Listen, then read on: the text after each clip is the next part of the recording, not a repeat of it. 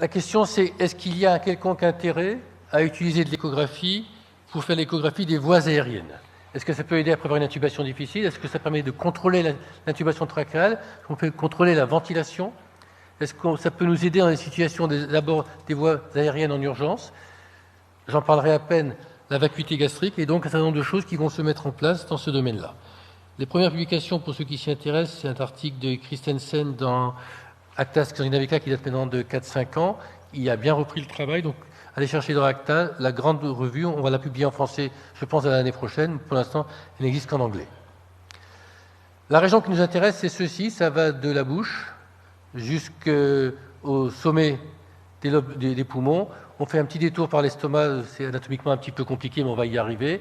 Et la question qui nous importe, c'est est-ce que quand on fait de l'échographie là-dedans, est-ce qu'on va avoir des renseignements utiles pour l'anesthésie au quotidien? Est-ce que cette région est explorable par l'échographie de façon statique et dynamique? Oui. Quand on met un échographe sur cette région-là, et ceux qui étaient avec moi aux ateliers jeudi ont vu qu'on pouvait voir des choses assez facilement, et c'est assez intéressant. Comme je pense que ceci n'est pas connu, on va passer par une étape de sémiologie pure, décrire ce que l'on doit ou l'on peut voir. Donc, cavité buccale, langue, ce sont des choses qui sont facilement explorées avec une sonde linéaire ou convexe standard que vous avez sous vos échographes. On va mettre en place on va pouvoir découvrir des anomalies. C'est extrêmement utilisé en néonatologie. C'est utilisé beaucoup. Il y a beaucoup de littérature en intra-utéro pour aller rechercher les anomalies de la filière aérodigestive chez le fœtus. Ça ne nous concerne pas réellement en anesthésie. Et puis, on a d'autres choses, comme par exemple les sondes microconvexes qu'on va pouvoir utiliser en sublingual avec un papier qui est relativement intéressant là-dessus. Première situation, dans toutes les images, vous aurez la photo de la position de la sonde, la coupe anatomique qui correspond sur cette image d'IRM, ce qu'on est censé voir. Et ici, on est sur une coupe de la base de la langue, où on voit ici, donc ça c'est en antérieur, ça c'est le plancher de la bouche, où on voit la langue qui est ici. Le plan qui est recommandé, c'est un plan qui passe les deux artères linguales, où tout le monde va pouvoir se comparer et faire des mesures. On va pouvoir mesurer, par exemple, j'en parlerai tout à l'heure, l'intérêt, la distance entre les artères linguales, l'épaisseur de la langue, sont des paramètres qui seront peut-être utilisés secondairement pour sortir des critères qui vont nous intéresser. Deuxième situation, on met la sonde, une fois-ci une sonde convexe, dans le sens perpendiculaire à la position précédente. Vous voyez ici la région qui est explorée, qui est ici, et on a, sur les images que je vais recoloriser, les muscles du plancher buccal, la langue, l'interface liquidienne et gazeuse. On peut se dire qu'ici, par exemple, dans quelques situations, les patients, par exemple, diabétiques, qui sont censés avoir une macroglossie, est-ce qu'on peut tirer des index d'épaisseur qui vont nous dire ce patient est macroglosse et que peut-être on va en tirer des résultats pour ce qui concerne les difficultés d'intubation. Ça, c'est un petit peu plus, pas compliqué, mais difficile, parce que tout le monde n'a pas la sonde microconvexe, qui est une sonde qu'on peut utiliser pour faire, par exemple, des explorations pulmonaires. C'est une petite sonde que les auteurs glissent entre le plancher de la bouche et la langue. C'est un très grand angle, vous voyez, c'est une sonde qui ouvre très fort. En pratique, vous voyez ici la langue, et vous voyez ici un repère intéressant qui est l'osioïde. C'est la seule structure osseuse qu'on peut explorer à ce niveau-là, et la question est de savoir, quand on va s'intéresser à quoi ça sert, est-ce qu'on voit ou on ne voit pas cet osioïde? J'ai redessiné à larynx pour que ça soit à peu près compréhensible pour tout le monde, parce que même je pense que quand on me demandait de le redessiner de façon claire, j'en étais incapable. On a le seul point osseux qui donne une image particulière osseuse, qui est l'osioïde, qui coupe en deux, qui passe en deux au niveau de l'épiglotte, qui est une structure qui est très difficile à voir parce que c'est à peine cartilagineux, c'est souvent des tissus mous, donc c'est difficile à voir. Le cartilage thyroïde, qui s'articulent avec le cartilage cricoïde, ils sont reliés entre eux par la membrane intercricothyroïdienne. Et on va voir ce que l'on peut voir en échographie avec ceci. Cette forme circulaire ici, cette courbe, cette arche, représente l'osioïde que j'ai ici recolorisé. On voit apparaître ici les petites cornes, là les grandes cornes. Au-dessus sont les tissus sous-cutanés. Et là, quelque part par ici, coupé en deux, on doit avoir l'épiglotte. Vous voyez qu'une épiglotte normale est extrêmement difficile à voir. On va tourner la sonde à 90 degrés. Et on va se retrouver ici la partie céphalique, là la partie caudale, et on a ici donc les tissus du cou, la membrane thyroïdienne, l'espace graisseux préépiglottique, l'épiglotte qui est vraiment très difficile à voir, c'est ici. Quand on cherche bien, on a quelque part par là la corne de l'osioïde, et cette coupe, elle n'est en pratique pas très utile. On va descendre un tout petit peu la sonde, les choses qui sont beaucoup plus intéressantes. Regardez, vous pouvez placer la sonde chez le sujet, la région qu'on explore, et on voit, dans l'immense majorité des cas, assez facilement ceci. Là, c'est le cartilage thyroïde. On peut voir ici la commissure antérieure, les cordes vocales ici, les aryténoïdes. Les images sur l'ordinateur sont de meilleure qualité et on voit assez clairement ici les aryténoïdes. On tourne la sonde à 90 degrés comme tout à l'heure. On se retrouve ici à la partie inférieure du cartilage thyroïde, la membrane intercricothyroïdienne, le cartilage cricoïde, la membrane profonde, et puis, donc ici recolorisé, thyroïde, membrane, cricoïde, et un certain nombre d'artefacts, d'images artefactuelles qui sont, je vous l'ai expliqué, extrêmement intéressantes pour nous. La sonde glisse toujours en position, en direction caudale. On retrouve ici notre cartilage cricoïde, le premier, deuxième, troisième anneau trachéal. Ici, une membrane qui va extrêmement épaisse, qui va faire un effet de miroir et qui va créer de fausses images ici, de thyroïde, et de premier, deuxième, troisième anneau. Et en dessous, c'est de l'air, on ne voit pas grand-chose. Ces fausses images sont extrêmement utiles. Ces images en miroir vont nous servir tout à l'heure pour voir ce qu'on a à voir quand on aura mis une sonde d'intubation ou pas mis une sonde d'intubation en place. On continue un tout petit peu à descendre. On arrive au niveau du corps thyroïde. On retrouve ici la trachée, donc la thyroïde, l'antérieur, les muscles du cou. En anglais, ça s'appelle, si vous êtes intéressé à cette littérature, staple muscles.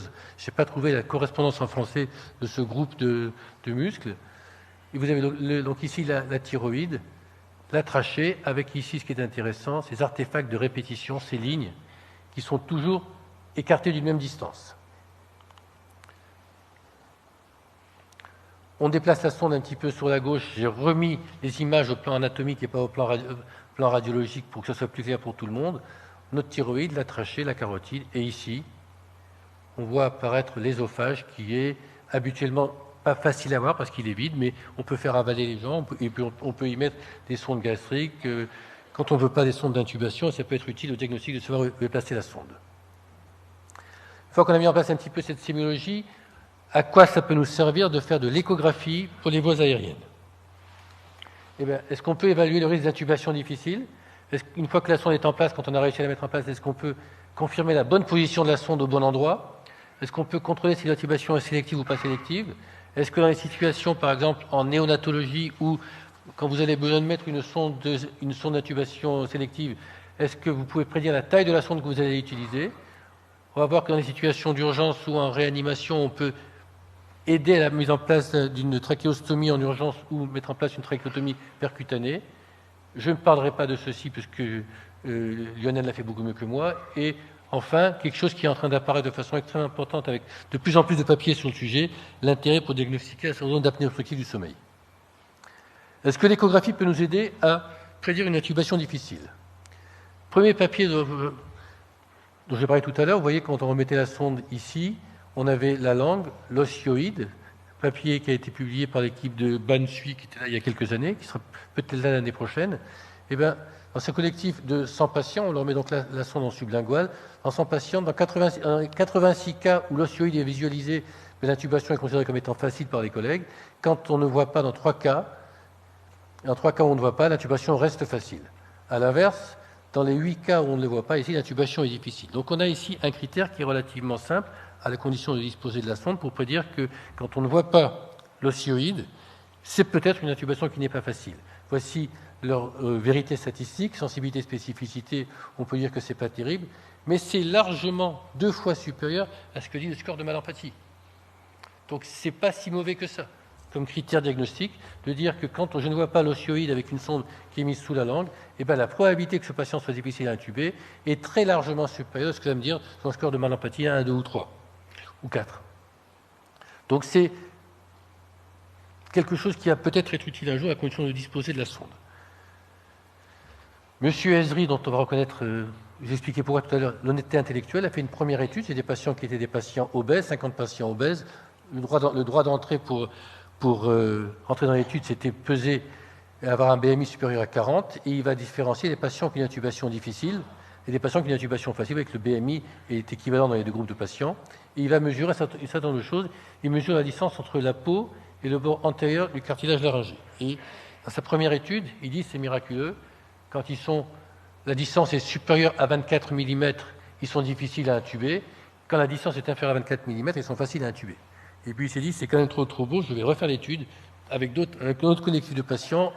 Là, c'était dans un monocentrique. Donc il est parti faire son étude dans différents pays, avec des gens d'origine africaine, asiatique et tout. Et là, il a l'honnêteté de dire, c'est pas si bon que ça, ce que j'ai publié, en définitive, parce que quand on mélange les populations, le critère que j'avais dit, il n'est pas si bon que ça. On a un exemple ici d'un patient qui s'est révélé être difficile à intuber. Donc vous voyez, il avait un monopathie à 2. Il a une distance qui n'était pas à 25 mais à 9 mm. Ce patient était un bon 3 à l'intubation. Il a fallu utiliser un mandant d'Eichmann pour l'intuber. Donc clairement, actuellement, cette mesure n'est pas un bon critère pour dire si les patients sont difficiles à intuber. D'autres critères sur lesquels je vais passer rapidement parce qu'ils sont en cours d'évaluation, mais il y a des gens qui sont en train de développer des critères, des rapports, c'est un petit peu compliqué, qui montrent que dans leurs études, c'est pas si mauvais que ça. En pratique, c'est pas totalement applicable, et surtout dans leur collectif de patients, ils n'avaient aucun CORMA 4, donc on va dire que c'est un petit peu limité. Vous voyez qu'il y a un grand mouvement pour tenter de trouver des critères et de prédire une intubation difficile avec l'échographie. En étant actuellement, on ne peut pas dire qu'il y ait de critères prédictifs d'intubation difficile par l'échographie. Mais clairement, avec tout ce qui est en train de se publier, on aura dans pas très longtemps quelque chose d'utilisable, sachant que ce que l'on utilise en classique, le score de Mallampati, ce n'est pas un très bon score d'intubation facile ou difficile. On suppose qu'on a réussi à mettre la sonde en place, on pense avoir mis en place. Est-ce qu'on est capable, par l'échographie, de savoir si elle est bien en place? Classiquement, quand on met une sonde d'intubation en place, les moyens de contrôle sont l'auscultation et la capnographie, la fibroscopie quand on fait des intubations sélectives. Et est-ce que l'échographie va nous aider à faire ceci? Tout à l'heure, j'insistais sur le fait des fausses images qui n'avaient pas d'importance. Ici, c'est une trachée qui n'est pas intubée. On a ici le rebord antérieur et là, des échos de répétition. Quand vous voyez cette image, vous pouvez affirmer que la trachée n'est pas intubée. Parce qu'une trachée intubée, c'est ceci. On a pris le même mot que pour l'échographie pulmonaire, ce sont des queues de comète qui apparaissent dès la partie antérieure et qui traversent tout le champ. Un exemple de queue de comète, un deuxième exemple de comète. Vous voyez qu'ici, il n'y a plus d'écho de répétition, il n'y a pas des choses qu'on va mesurer à intervalles réguliers. Et quand vous voyez ceci chez un patient, vous pouvez affirmer que la trachée a été intubée. Et puis de temps en temps, vous avez la chance d'avoir ceci. Vous voyez votre sonde d'intubation, vous voyez le ballonnet de la sonde d'intubation ici, vous voyez quelques sécrétions au-dessus. Ça, c'est trop facile. Mais dans ces situations-là, vous pouvez affirmer, par l'existence des queues de comète comme ceci, que votre patient est intubé. Et puis, on va tourner la sonde de 90 degrés. Tout à l'heure, j'évoquais ces images d'écho de répétition ici et là. C'est une répétition de ceci. Et cet écho va disparaître. On a une double image, ce double rail, les deux lignes sont très proches, qui sont l'image de la sonde d'intubation. Quand vous avez l'image précédente et le double rail, vous pouvez affirmer dans 100% des cas que l'intubation est trachéale. Ce papier, les images sont issues d'un article du British Journal où on voit une trachée, maintenant vous le savez, non intubée, une trachée intubée, et puis là les collègues pensent avoir mis la sonde d'intubation en place, mais il y a toujours, vous voyez mal, des échos de répétition. Et quand on va chercher, la sonde d'intubation, elle est dans l'ésophage. L'ésophage qu'on ne devrait pas voir, et bien ici il est dilaté. Ce diagnostic, vous l'avez extrêmement rapidement quand vous avez pris un tout petit peu l'habitude de faire ce genre de choses. Et puis, il y a d'autres critères. Ça a été développé par des collègues de Poitiers. C'est l'équipe d'Olivier Mimose et je crois que c'est Thomas Kerford qui ont publié ceci dans le BJA l'année dernière. C'est que vous mettez votre sonde d'intubation en place, les échos de répétition ont disparu, donc la sonde est en place de la trachée. La question qui se pose, c'est est-ce qu'elle n'est pas trop loin? Et donc, ici, le ballonnet n'est pas gonflé et ils vont gonfler le ballonnet. Le ballonnet, en gonflant, va soulever la trachée. Et clairement, quand on gonfle le ballonnet, la trachée va monter. Si vous n'avez pas d'écho de répétition et que votre trachée ne monte pas, ça veut dire que votre intubation est sélective. Ce n'est pas la trachée que vous faites bouger, c'est la bronche souche droite. C'est un peu plus difficile à faire. Je pense qu'il va falloir qu'on travaille un petit peu là-dessus, mais en tout cas, clairement, dans leur publication, c'est quelque chose qui est extrêmement discriminant. Il n'y a plus d'écho de répétition. La sonde d'intubation est bien à la trachée parce que c'est l'air de la sonde d'intubation qui empêche la création d'échos de répétition. Je gonfle le ballonnet, la trachée se surélève parce que le ballonnet l'a fait se lever. Je gonfle, ça ne se surélève pas. Eh bien, est-ce que ma trachée n'est pas du mauvais côté? Est-ce que je n'ai pas été trop loin? Autre élément important, une fois que vous avez mis votre sonde d'intubation en place, c'est la chose la plus facile à faire, est de rechercher le glissement pleural. Donc je pense qu'actuellement, maintenant, pratiquement tout le monde sait ce que le glissement pleural. C'est une image échographique qui nous montre que les deux plèvres pariétales et viscérales glissent l'une sur l'autre. Et on a, comme je dis à mes internes, une petite souris qui se promène sous la plèvre.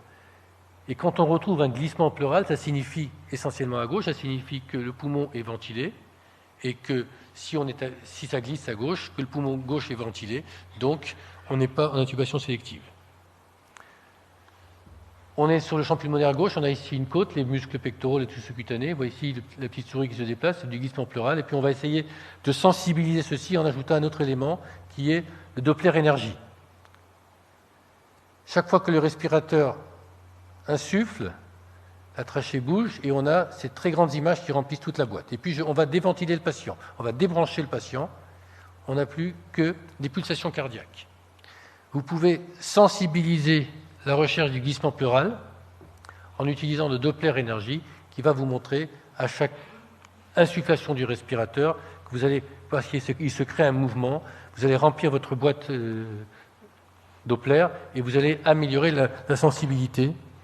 On espère qu'on va pouvoir publier ça un jour, la sensibilité du glissement pleural.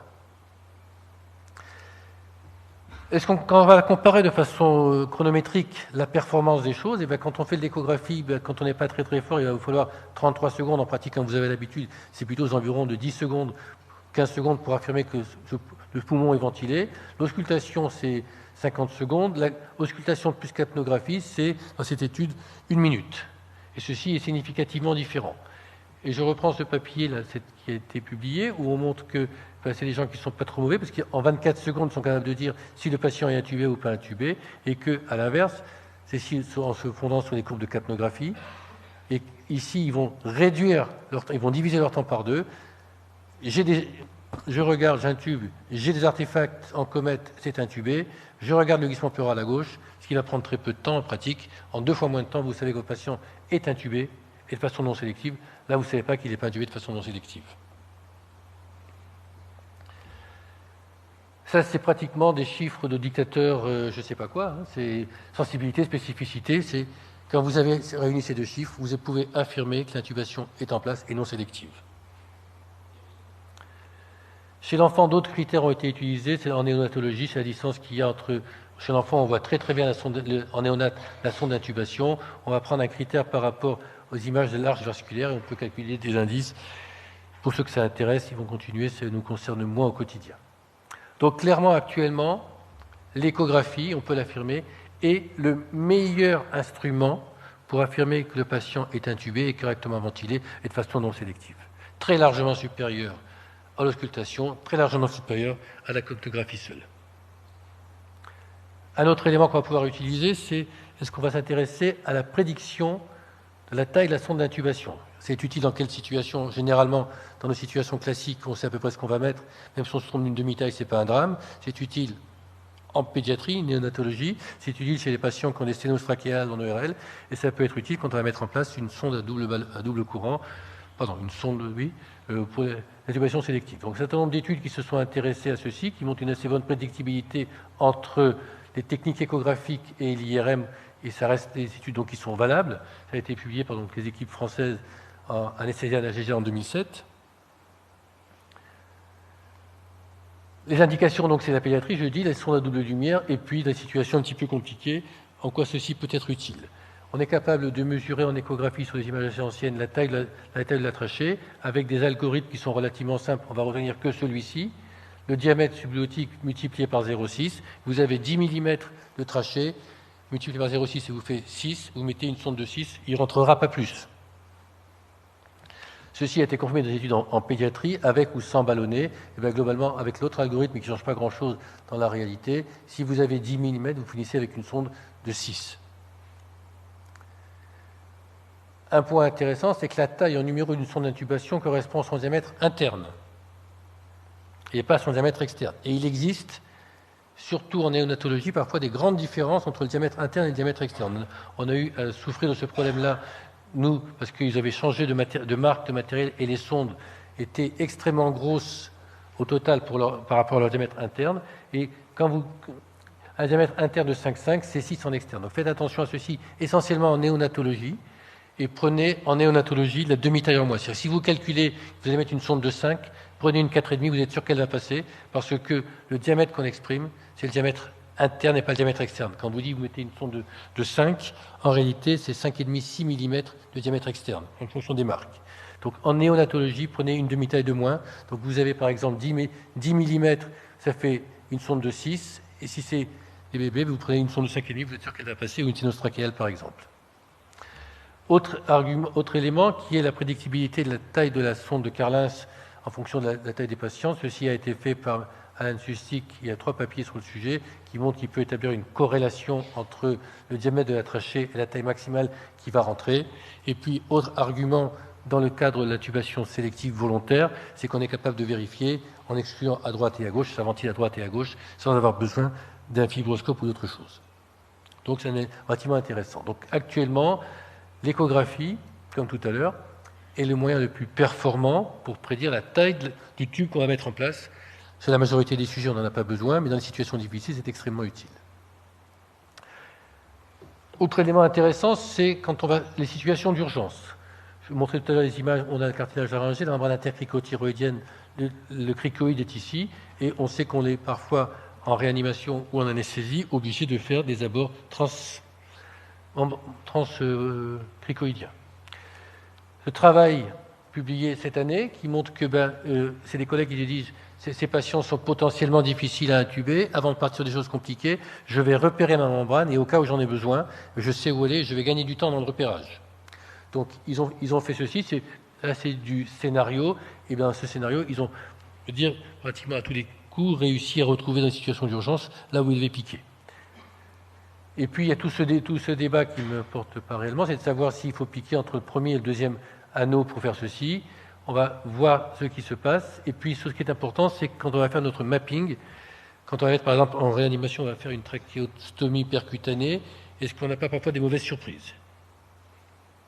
Eh bien, donc on est capable de voir le cricoïde, le premier et le deuxième anneau, donc on peut choisir, je dirais, librement si on est un adepte de monsieur X ou de monsieur Y, et puis de temps en temps, on tombe sur des surprises. Là, on a décidé de piquer à ce niveau-là, mais à ce niveau-là, il y a ça devant. Il y a une thyroïde. Et clairement, on ne va pas passer en transthyroïdien, ce n'est pas possible. Autre situation, ce n'est pas la thyroïde. Quand vous faites votre mapping vasculaire, vous avez des artères qui passent. Il y a une artère qui coupe l'isthme, qui s'appelle l'artère thyroïdienne antérieure. Ce n'est pas une très bonne idée d'aller y mettre un trachéostome à travers. Donc, ceci devrait permettre de sécuriser très largement ces manœuvres, soit en situation d'urgence, soit en situation programmée, en réanimation, quand on veut mettre en place une trachéostomie percutanée. Et en plus, on peut guider en échographie l'opérateur en lui disant « t'es au bon endroit, ta canule glisse bien au bon endroit ». Un des derniers chapitres que je vais aborder, c'est celui de la prédictibilité. Ça pourrait bientôt être fait pratiquement à la consultation d'anesthésie d'un syndrome d'apnosie du sommeil. Il y a maintenant beaucoup de papiers qui sortent sur ce sujet, qui vont nous simplifier la vie, surtout simplifier la vie des gens dont c'est le métier. C'est-à-dire qu'ils sont 2 ou 3 coupes échographiques qui vont vous dire ce patient n'a pas la maladie, donc on arrête là les examens, ou il a probablement, je vais continuer plus loin. Je vais vous donner qu'un seul critère. Tout à l'heure, j'ai parlé de l'espace entre les artères linguales. Ce qu'on sait actuellement, c'est que quand cet espace dépasse 30 mm, il y a une très forte probabilité d'un syndrome d'apnée du sommeil. Un papier très récent qui parle de l'épaisseur de la langue, je ne donne pas le chiffre parce que ces papiers ne sont pas encore formalisés, mais on va dire que quand l'épaisseur de la langue dépasse 2 mètres, il y a une forte probabilité que votre patient ait un syndrome d'apnée du sommeil. Et d'autres études qui montrent par exemple que la distance entre la carotide et le pharynx sont aussi prédictives. Plus cette distance est importante, plus votre patient a de risques d'avoir un syndrome d'apnée du sommeil. Donc quand ceci sera un peu plus clair, je pense dans 1 ou 2 ans, on pourra pratiquement faire la consultation d'anesthésie où vous avez un patient qui arrive en urgence la nuit, qu'il faut opérer, je ne sais pas quoi, d'une péritonite. Vous avez 3 coupes très faciles, ça c'est clairement très facile à obtenir. Vous l'opérez et ce patient remonte ou ne remonte pas dans sa chambre pour la nuit, par exemple. Et ce sera une chose assez facile à faire, on sait faire parce que les critères seront relativement simples. Donc actuellement, c'est quelque chose qui est extrêmement en bon développement. Il y a de papiers qui sont rajoutés en 3 semaines à mois sur le sujet. Il y a un papier qui est sorti il y a 2 ou 3 jours. Donc l'échographie est un moyen le plus rapide, peut-être pas le plus fiable, mais le plus rapide pour faire le diagnostic ou porter une forte suspicion de syndrome d'apnée du sommeil. Je vais passer ce chapitre rapidement, je l'avais fait, mais je pense que Lionel l'a fait beaucoup mieux que moi. On est capable d'évaluer le volume gastrique, je passe rapidement. C'est les papiers de... Juste une chose pour dire qu'actuellement, on est capable, avec des échographes 3D, de vous dire au millilitre près combien il y a de liquide dans l'estomac. Il y a actuellement 2 études en cours en France, 2 PHRC en cours, un du côté de Reims, un du côté de Bordeaux, qui travaillent sur ce sujet. Et dans quelques années, votre échographe vous dira l'estomac est plein de 153 millilitres. Vous avez le droit de choisir entre intubation, séquence rapide ou pas. Donc ça, c'est quelque chose qui évolue aussi beaucoup. Qu'est-ce qu'on peut voir encore en plus? On a mis notre sonde d'intubation tout à l'heure, on a vu dans un cas que la sonde d'intubation n'était pas à sa bonne place, elle était dans l'ésophage. On est capable de voir en place la sonde gastrique, on est capable de voir ici les sondes de Doppler ésophagiens. On voit ici très bien, donc on est la trachée est ici, on a les vaisseaux là, la thyroïde là. J'ai remis la gauche à gauche et on voit très bien ici l'ésophage qui est ouvert. Normalement, l'ésophage est fermé, donc ça ne se voit pas. On voit qu'il y a 1, 2, 3, 4 couches dans l'ésophage, comme un peu dans l'estomac où il y en a 7. Et on peut dire, ceci, c'est ma sonde de Doppler transœsophagien, et je sais où elle est. Ça, c'est ma sonde gastrique, et je sais où elle est. Peut-être que j'ai une petite boucle ici, avant d'entrer dans l'ésophage, ce n'est pas impossible. On est capable donc d'évaluer, vous le savez maintenant, la vacuité ou pas de la sonde gastrique. Ça vous permettre de choisir, en fonction de vos préférences, votre technique d'intubation. En tout cas, vous savez si votre patient est à risque ou pas à risque. Vous savez si vous mettez une sonde gastrique avant, si elle est en place ou pas en place. Quelques travaux qui sont encore en train d'avancer, et ça on a pu le vérifier au cours des ateliers, c'est que on peut très bien voir, quand on a une bonne coupe sur les cordes vocales, les voir bouger en phonation. Donc ça peut être intéressant en réanimation, après une intubation prolongée, pour voir comment bougent les cordes vocales très rapidement avant d'appeler l'ORL. Vous mettez votre sonde, vous demandez au patient de vous dire toutes les voyelles.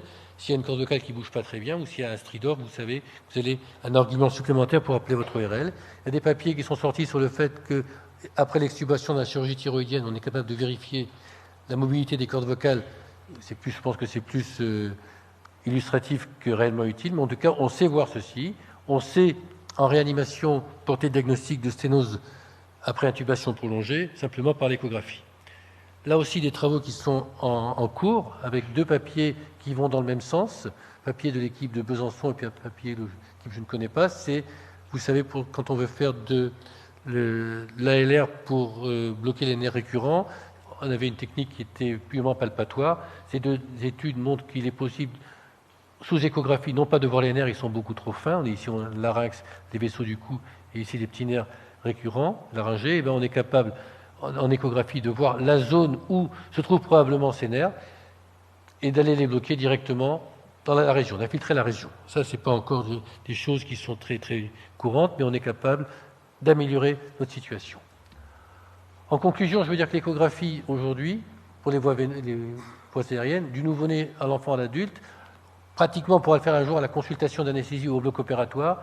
On va voir en temps réel ce qui se passe. On peut, si ça vous amuse, vous allez pouvoir mettre votre sonde d'échographie sur le larynx pendant que vous intubez. Vous allez voir passer la sonde d'intubation. Je n'ai pas d'image, mais on peut le faire. Les images ne sont pas très très belles à passer. On peut monitorer la majorité des éléments qui nous intéressent pour la ventilation des patients. Et méfiez-vous, parce qu'un jour, vous ferez une échographie, même pour faire de l'anesthésie générale. Merci.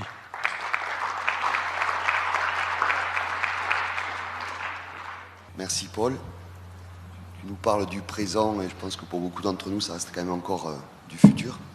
Donc, si je retiens, il faut des échographes maintenant partout, y compris en consultation d'anesthésie. Il faut des sondes multiples, puisque les 2 classiques ne suffisent pas. Il faut une sonde linéaire.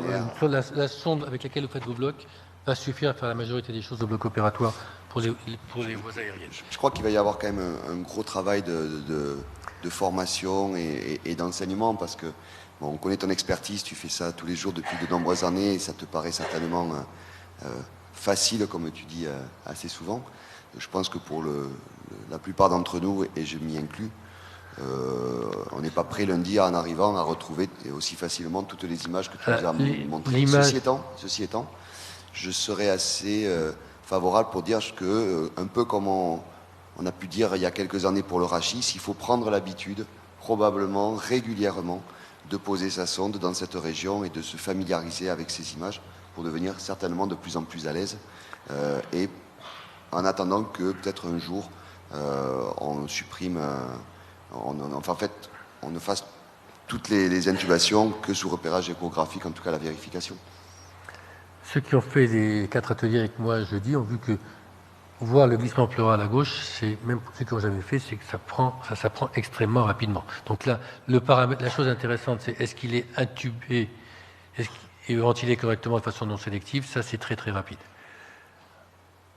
Ceux qui étaient avec moi ont vu que pour voir les cordes vocales, c'était pas très long non plus. Donc là, il y a toute la littérature parce que les gens qui font les articles font les plus belles images, clairement. Mais l'immense majorité des images que je vous ai montrées sont des images personnelles, à part celles qui étaient des articles, comme vous avez vu, j'ai dit que c'était des articles, mais avec votre échographe de bloc opératoire que vous avez pour faire des blocs et la sonde linéaire, vous arrivez à avoir pratiquement toutes ces images sans difficulté.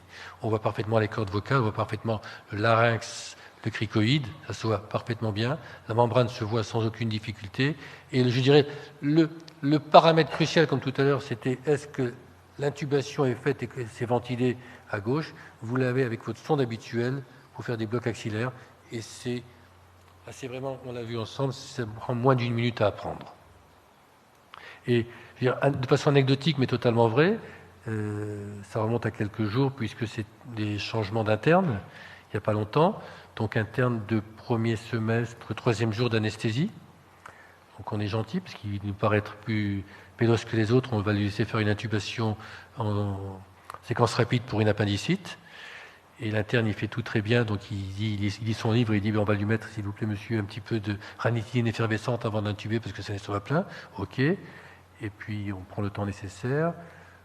Intubation en séquence rapide, il met sa sonde d'intubation, je lui dis c'est bon, il me dit oui c'est bon, je lui dis il n'est pas intubé, il me dit si c'est intubé, d'ailleurs regardez sur le capnot il y a des courbes.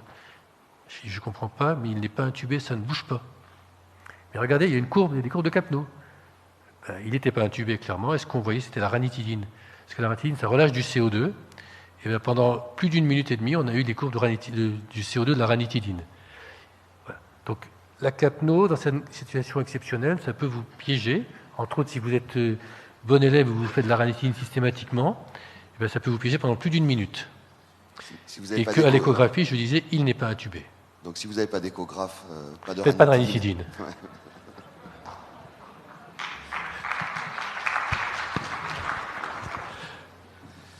Bon.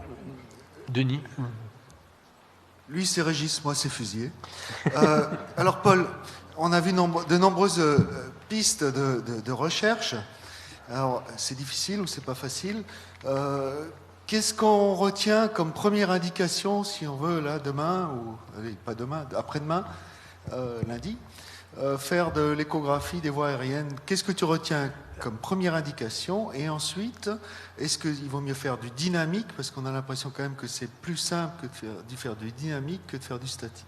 Alors, clairement, c'est l'indication dont moi je me sers pratiquement tous les jours au bloc opératoire quand j'ai appliqué l'échographe, parce que c'est contrôler que le patient est intubé correctement. Ça, c'est quelque chose qui est facile, rapide, performant. Vous avez votre échographe pour faire quelque chose, vous allez mettre une jugulaire interne, n'importe quoi, à votre patient de chirurgie majeure, vous mettrez votre sonde, vous la mettez à gauche, c'est pas la peine de la mettre à droite, vous repérez une côte, c'est le truc qui est rond, en dessous la grande ligne blanche, et épaisse, c'est la plèvre. Si ça ne bouge pas, c'est qu'il y a un problème d'intubation. Et ceci, réellement, ça prend très très vite. Ça, c'est le premier élément. Deuxièmement, quand vous avez... je pense que les images que j'ai montrées sur la trachée intubée, non intubée, ça vient très très vite aussi. Si vous n'avez pas d'écho de répétition et vous avez une grande coulée, vous pouvez affirmer qu'il est intubé, qu'il y a un tuyau dans la trachée. C'est peut-être pas le bon, mais ça peut peut-être aussi servir un jour pour savoir si on n'a pas mis la sonde gastrique au mauvais endroit. Il n'y a pas de papier sur le sujet. Mais en dynamique, tu vois passer la sonde d'intubation, oui, c'est pas un peu plus facile. On le voit, c'est pas très facile et les images sont vraiment pas très belles, ça ne dure pas très longtemps. Il faudrait avoir le courage de faire ça extrêmement lentement.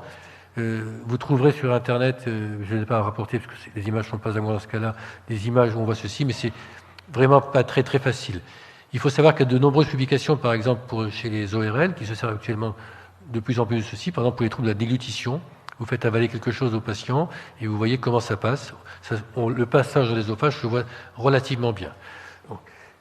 C'est un sujet qui n'est pas mûr. J'ai bien dit, comme tout à l'heure, qu'on avait ouvert une porte. Mais en 2002, quand on avait fait le premier topo de l'échographie des nerfs, le chairman m'avait dit que c'était de la science-fiction. en 2002, il y a 12 ans, à Lyon, je ne dirais pas le nom du chairman, il est à la retraite, m'a dit « Monsieur, ce que vous dites, c'est de la science-fiction. On ne verra jamais ça. » Regardez où on en est 12 ans après. Je pense que ça sera plus rapide, parce que maintenant, on a tous compris comment ça fonctionne. On a tous un tout petit peu l'habitude de voir des images de nerfs, de trucs. On n'a plus peur de l'échographe. Et ceci, dans 4-5 ans, je suis sûr qu'on refait le même topo. Vous aurez beaucoup plus de gens qui auront l'habitude de faire ceci. Paul, je voulais te poser une question. Concernant la séquence rapide, concernant la séquence rapide, il y a eu le débat sur l'intérêt de la manœuvre de Selig, qui consiste à comprimer l'œsophage à travers le cartilage cricoïde, sachant que des coupes scanographiques ont montré que dans la moitié des cas, l'œsophage n'était pas derrière le cartilage cricoïde. Est-ce que on peut imaginer qu'avec un petit coup d'échographie juste en préinduction, on pourrait évaluer un petit peu la pertinence de cette manœuvre ou pas, selon la position de l'œsophage? Trois éléments à la réponse. Et premièrement, des papiers purement en échographie qui ont démontré, je ne sais pas représenter, parce que les images ne sont pas très très belles, que quand on fait une manœuvre de Selig, les œsophages se déplacent après la manœuvre de Selig. Il est plutôt latéral quand on ne comprime pas, il redevient postérieur quand on comprime. Ça, c'est le premier élément. Deuxièmement, il y a un remarquable travail qui a été fait par un de nos anciens internes qui est retourné au Liban, qui a eu l'idée assez simple et géniale de faire manœuvre de Selig systématiquement avec un glidescope. C'est publié dans, je crois, Anesthésia Analgesia. Et donc, vous voyez les images de la trachée, la compression, la position de l'œsophage. Recherchez ce papier, les images sont spectaculaires pour montrer ce qu'on voit. Et enfin, il y a une étude multicentrique qui s'appelle l'étude IRIS, qui est censée regrouper plus de 3000 patients, dans laquelle on va faire à l'aveugle intubation en séquence rapide avec et sans manœuvre de Selig. Donc je pense que dans 2 ans, on aura les réponses complètes sur ces sujets, les images d'échographie, les images en réel et la réponse de l'étude de IRIS qui va vous dire est-ce qu'il y a réellement un intérêt à faire une manœuvre de Selig et à quoi ça sert.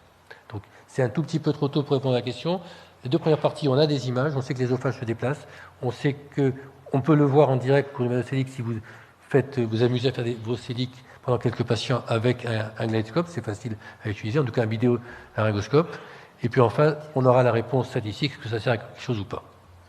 Donc il faut attendre encore, je pense, au moins 2 ans pour avoir les résultats de l'étude IRIS.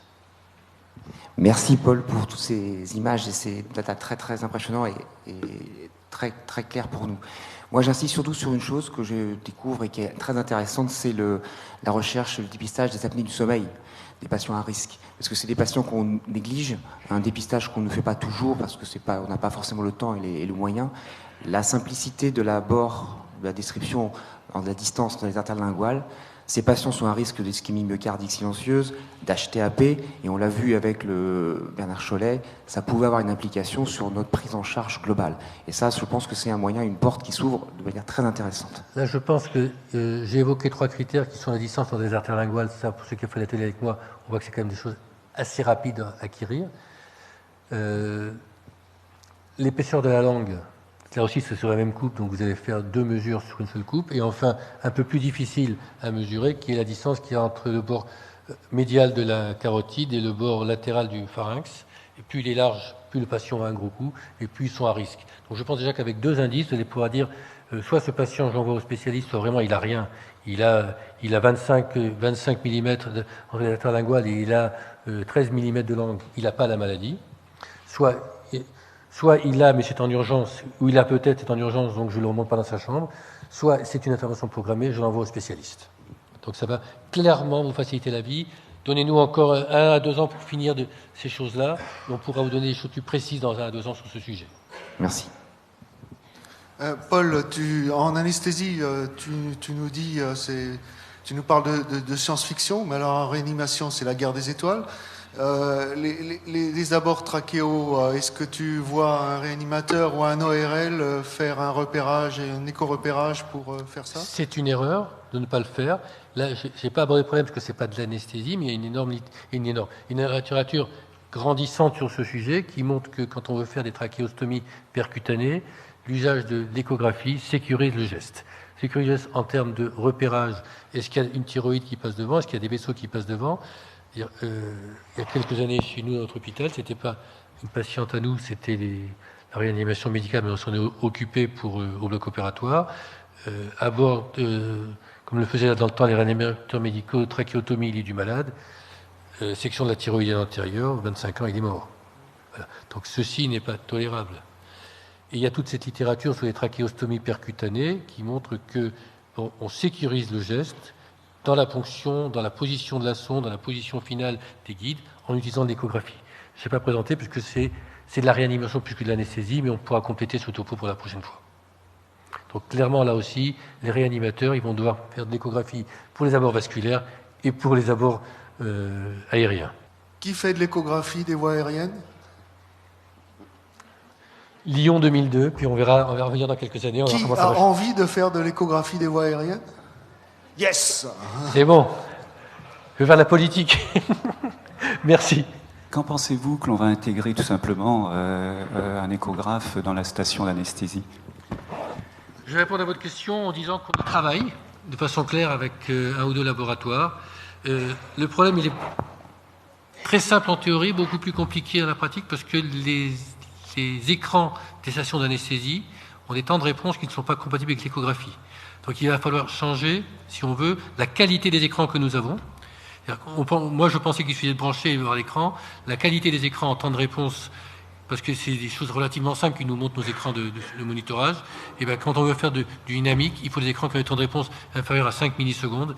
Et actuellement, ce n'est pas du tout ce qu'on a sur nos stations d'anesthésie. Donc, on y travaille, on y réfléchit. Vous brancherez votre échographe sur votre station d'anesthésie comme vous branchez un module de pression artérielle. Mais il va falloir changer en réalité toute l'informatique des écrans. Mais on y travaille. Merci. Merci beaucoup, Paul.